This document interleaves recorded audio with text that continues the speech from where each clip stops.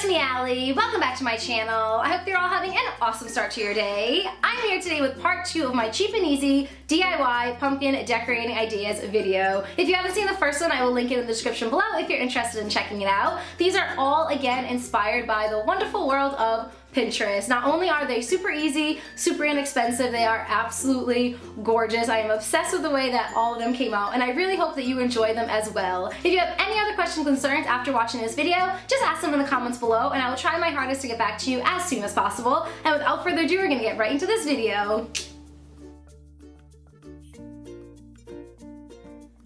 For the rhinestone pumpkin, you'll need to start off with a glitter base, which is basically just painting a layer of acrylic paint onto your pumpkin, whatever color you would like. I chose white, and then pouring on some glitter while the paint is still a little bit tacky, and allowing it to dry. Once it's all dry, you can add a layer of Mod Podge on top so that the glitter stays intact. I actually show you how to do this to a stem in the first video, and again, I will link that in the description below if you're interested in checking it out.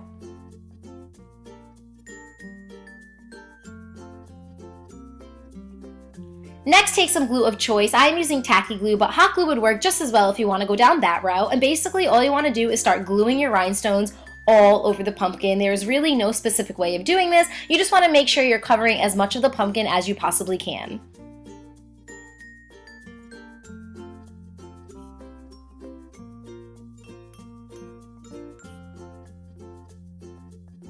If you're using tacky glue like myself, don't worry if the glue is showing a little bit. It's just like Mod Podge. When it dries clear. The most important part about this pumpkin is to not be too particular with it. Just have fun with it. I used a variety of different shapes and sizes for my rhinestones, as you'll see in the next clip, and I think that it came out really, really great. This next step is optional, but I kind of wanted to cover up some of those blank spaces where there were no rhinestones, so I decided to take a smaller rhinestone and glue it on with some nail glue, and I really like the way that it came out. It definitely gave the pumpkin a lot more dimension, and it just overall makes the pumpkin look better.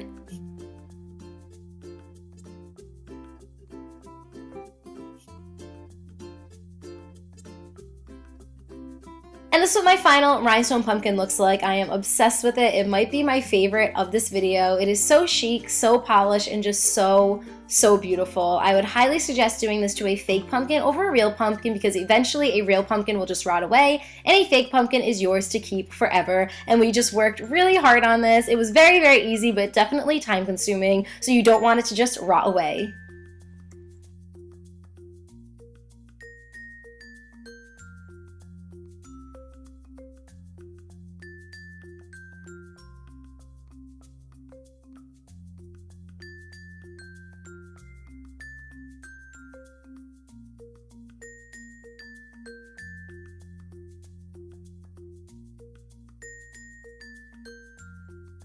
For the nail polish water marble pumpkin, you're going to need to start off with a white base. So I just took my sugar pumpkin into a well-ventilated area and spray painted the entire pumpkin white.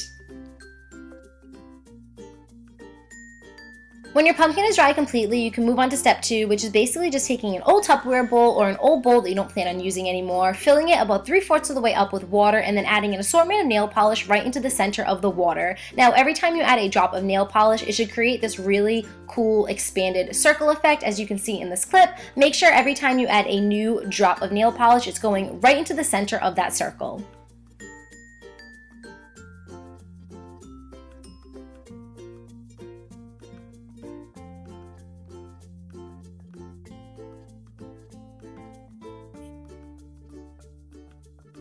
Add as much or as little nail polish as you would like. There are no exact measurements for this. Just have fun with it and go crazy. In my personal opinion, the more the merrier. When you add your last drop of nail polish into the center of the circle, take a pointy object. I'm just using a kebab stick and gently, very, very gently start moving your nail polish around. This is what's going to cause that marbled effect.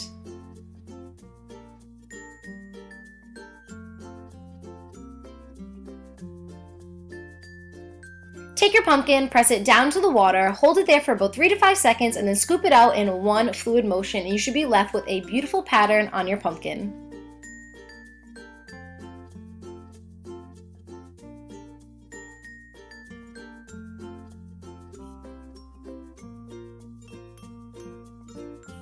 And here it is, my super colorful, super bright, super psychedelic marbleized pumpkin. I just love how all of the colors blend together. It's so unique and so original, and I think that's what I like the most about this pumpkin. No two will ever be the same. I ended up wanting my entire pumpkin to have that marble effect, so I repeated the process 2 additional times until the whole surface was covered with nail polish. There are so many different variations of this pumpkin, and I encourage you to make one yourself. If you do, please send me pictures on Instagram or on Twitter. I would love to see your recreations.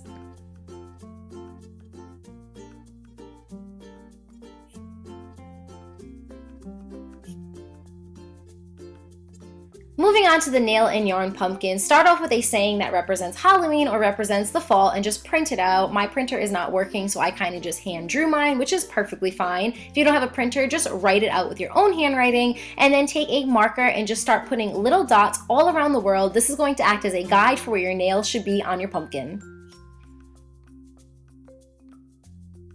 You're going to need some skinny nails for this. I bought a box of 100 at the hardware store for only $2, and then just take your saying, place it right on top of your pumpkin, and start putting the nails right into the center of all the little dots that you created. This is definitely time consuming for sure. It's extremely easy. All you're doing is placing the nails right into the center of all the dots, but it is very time consuming. I just put some Halloween music on and got into the spirit as I was doing all of the letters. Once all the nails are in place, very gently and very carefully remove the paper. You don't want to rip the paper off because it will end up taking a bunch of the nails off. So just very gently kind of pull the paper until all of it comes off of your pumpkin. Take a long piece of yarn or a long piece of string and tie it to the top nail in the upper left-hand corner of your pumpkin. This is going to act as your starting place, and I just double knotted mine for some extra security.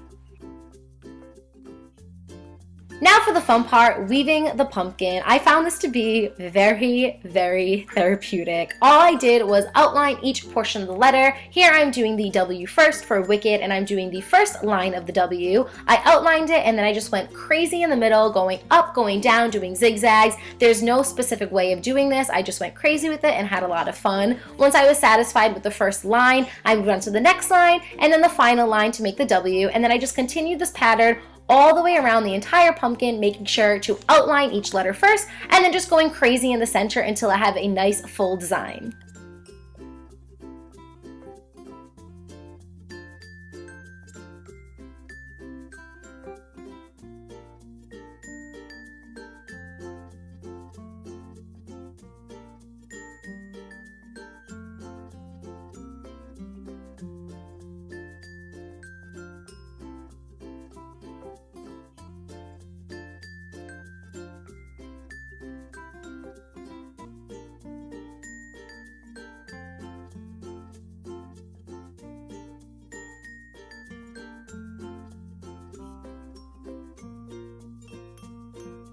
When you complete your design, cut any excess string or yarn off, then take a small amount of hot glue, place it on the end of the string, and just press it down into part of the design until it sticks in place.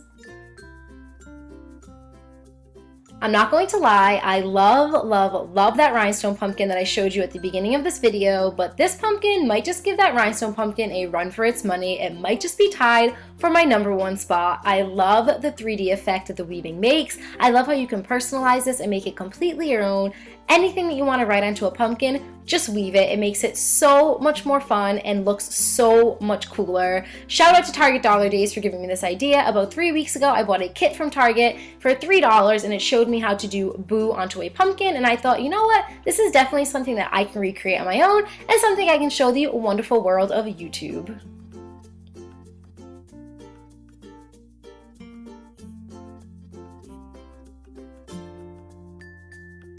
And the final pumpkin of this video is the melted crayon art pumpkin. What you're going to need is a white pumpkin as well as some crayons in the color of your choice. I'm going for a fall themed pumpkin, so I'm choosing some fall colors such as browns, yellows, oranges, and greens. What you want to do is remove the paper from your pumpkin, cut them down to size so that they will fit your pumpkin, and then take some tape and tape them right onto the stem. You want to do this all the way around the entire perimeter of the top of your pumpkin.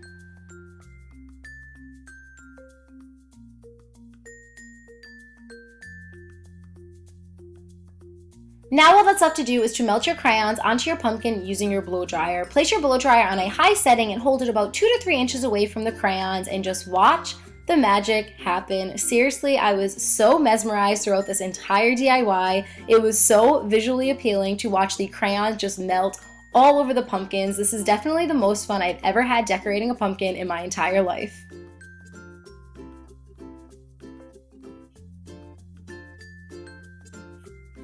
If I can make one suggestion, it would be to take your pumpkin and place it into a very large, very tall box before you start blow drying. If you don't have a box at your house, you can get one at Home Depot or at Lowe's or at pretty much any hardware store for about $2. This is extremely important because when you start blow drying, the crayons are going to splatter everywhere, and crayons are essentially made out of wax, and wax is very, very hard to get off of hardwood, tile, or out of carpets.